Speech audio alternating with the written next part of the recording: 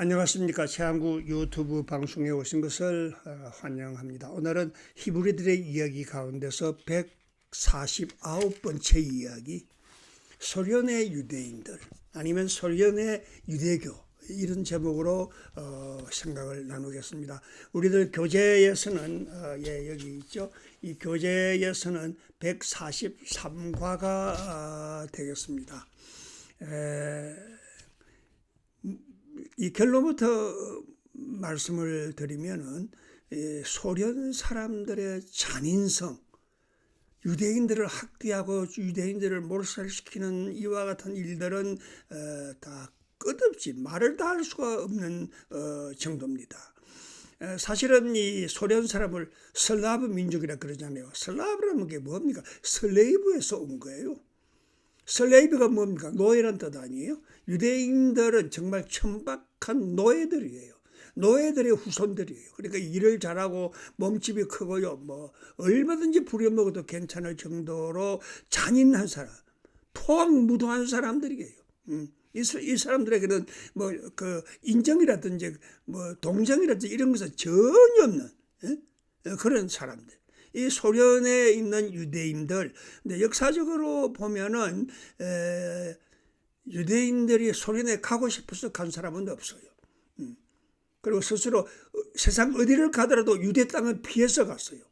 그들이 추방을 당해가지고 갈 곳이 없더라도 소련 땅은 가지 않았어. 동부로 추운 곳을 헤맸지만은 소련은 가요. 왜? 소련 사람들은 잔인하고 포악하고 뭐 살인하고 이와 같은 종자들이 있기 때문에. 그래서 이 러시아의 유대인들이 거기에 살게 된 동기는 본래 러시아로 간 게 아니고 소련 땅이 아닌 뭐 오늘날 우크라이나하고 전쟁하고 있잖아요. 근데 우크라이나가 지면은 거기에 있는 모든 우크라이나 사람들이 소련 사람이 돼버리잖아요. 그와 같이 유대인들이 살고 있던 땅에서 그것이 소련과 합병됨으로 말미암아 자동적으로 소련 사람이 되어져서 소련에 가서 살게 되었죠. 굉장히 숫자가 많죠. 아마 오늘날도 그 러시아의 자치령, 조선족 자치령, 고려인 자치주도 있잖아요. 근데 그 바로 옆에 연해주 부근인데 그 옆에 유대인들의 자치주가 있었는데 지금도 법적으로 명복사고를 있는데 아마 인구가 이제는 한 5, 6만 밖에, 옛날에는 뭐 한 100만 정도가 됐는데 다 빠져나가고 얼마 남지 않은 사람들이 지금 거기 살고 있다. 그런 이야기가 있습니다. 그래서 이 유대인들을 보면은 역사적으로 그 러시아 사람들에게 당해온 그와 같은 비참한 그러한 과거가 있단 말이에요. 그래서 유대인들과 그 러시아 사람들, 그 이제 독일에 오면은 그걸 홀로코스트라 그러고 그 소련에 가면 포그램이라고 하죠. 포그램, POGRAM, 포그램. 이게 유대인들을 마구 한꺼번에 때려 죽이는, 학살하는 그와 같은 내용은 같은 것인데 독일에서 부르는 이름과 소련에서 부르는 이름이 다르죠. 그리고 독일이 아니고 소련에 있어서 유대인들은요 엄청난 인간 차별을 받았어요. 뭐 말로 다 할 수 없이 착취하고요, 몰수하고 그리고 처음에는 강제로 잡아서 군대를 보냈는데 나중에는 군대를 보내지 않았어요. 왜? 이놈들은 군대 가면 총을 우레기로 겨눌 것이다. 그래서 군대도 받아주지 않았고요. 심지어는 대학도 못 갔어요. 뭐 고등학교도 겨우겨우 나올 정도로.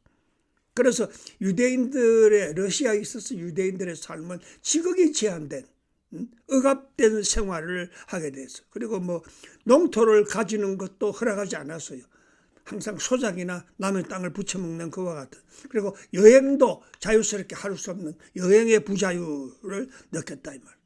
근데 특별히 이제 알렉산더 황제를 죽이고 이제 소련 사회주의 공산주의로 넘어오잖아요. 넘어올 때 거기에 제일 처음 시작을 한 사람이 레닌이잖아요.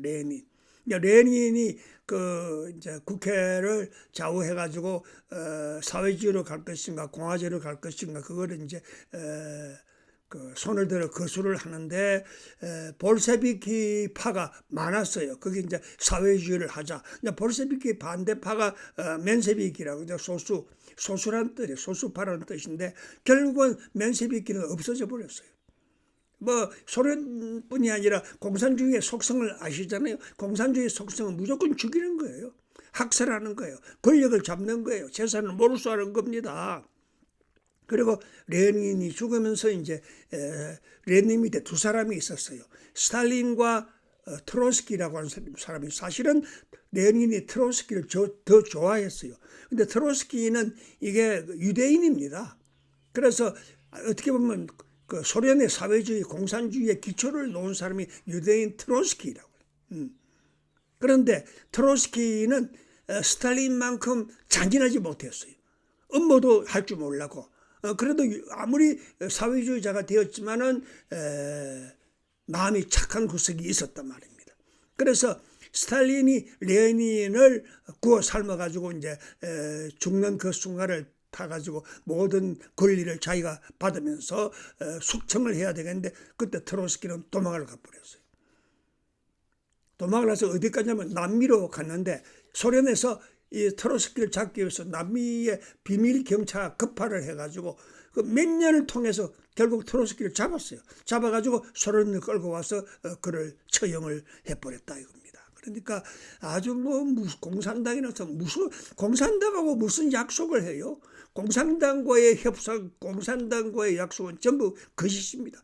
그들은 시간이 지나고 권력을 잡으면 무조건 다 죽여버립니다. 철저한 계급 투쟁을 하잖아요. 그리고 이제 스탈린 다음에 뭐 후리스초프가 있고 뭐 브리즈네프가 있고 옐친이 있고 또 고르바초프가 있고 이와 같은 정치가 움직여가면서도 그들의 착취와 그들의 학살과 계급 투쟁은 변함이 없는 거예요. 그래서 그 앞에 이야기한 알렉산더 2세가 그 죽고 난 다음에 레닌이 통치를 하면서 거기 있는 모든 재산을 다 몰수하는 거예요. 유대인들 재산을 몰수하고 그 가운데서도 이제 유대인의 그 유명한 돈 많은 사람이 운하를 놔주고 또 철로를 놓아주고 그래서 그놈이 굉장히 높은 자기를 받아요. 자기를 받고 또 그리고 그뿐만 아니라 뭐 그러는 사이에 유대인들이 잠깐 동안 자유를 누려요. 철로를 놓아주고 그러니까 시베리아의 그 긴 철로를 유대인들이 놔줬거든요. 근데 그걸 감사해서 당분간은 자유를 주었는데 그 자유가 오래 가겠어요. 다시 억압된 생활을 하게 되어진다. 그러니까 순간적인 자유죠.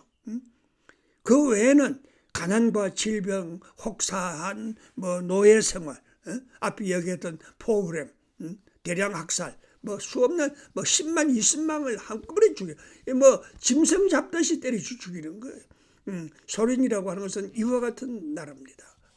그래서 아마 이 세계에서 가장 잔인한 생활을 뭐 불란서도 유대인을 별로 좋게 생각하지 않아요. 그러나 불란서에도 불란서 수상이 유대인이 된 사람이 그 레옹 바움이라고 하는 사람이 수상이 되었단 말이에요. 사회주의 시대에. 그러나 소련에서는 어림도 없죠. 무조건 죽여버려. 무조건 이용해먹고는 재산 다 빼앗아 버리는 거예요. 그래서 소련의 유대인들, 유대인과 소련과 유대인은 아마 화해될 수 없는 잔인한 그러한 과거의 역사를 가지고 있습니다. 오늘은 히브리들의 이야기 가운데서 소련의 유대인 아니면 소련의 유대교 149번째 말씀을 드렸습니다. 대단히 감사합니다.